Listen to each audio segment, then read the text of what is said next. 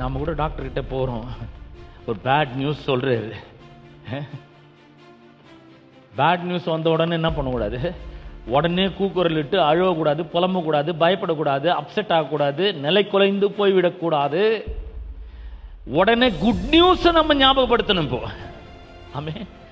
Good news அவர் சொல்றாரு, fear thou not for I am with you always. இந்த உலகத்தின் முடிவு பரியந்தம் சகல நாட்களிலும் நான் உன்னுடனே கூட இருக்கிறேன். We must remind ourselves the good news, what God has said about us. அவர் என்ன சொல்லுகிறாருன்னா, நீ பயப்படாத. இல்லங்க பேட் நியூஸ் வருது, கேளு, பயப்படாதானா. குட் நியூஸை கேளு. இப்போ குட் நியூஸ் என்ன? அவர் என்னுடைய பரிகாரியாகிய கர்த்தரா இருக்கிறார்.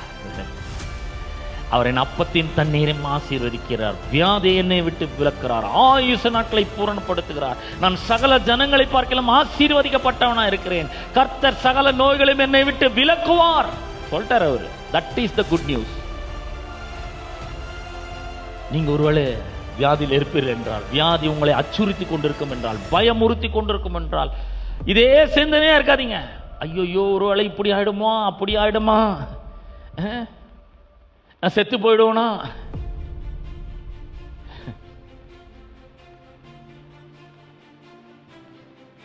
அதெல்லாம் நடக்காது.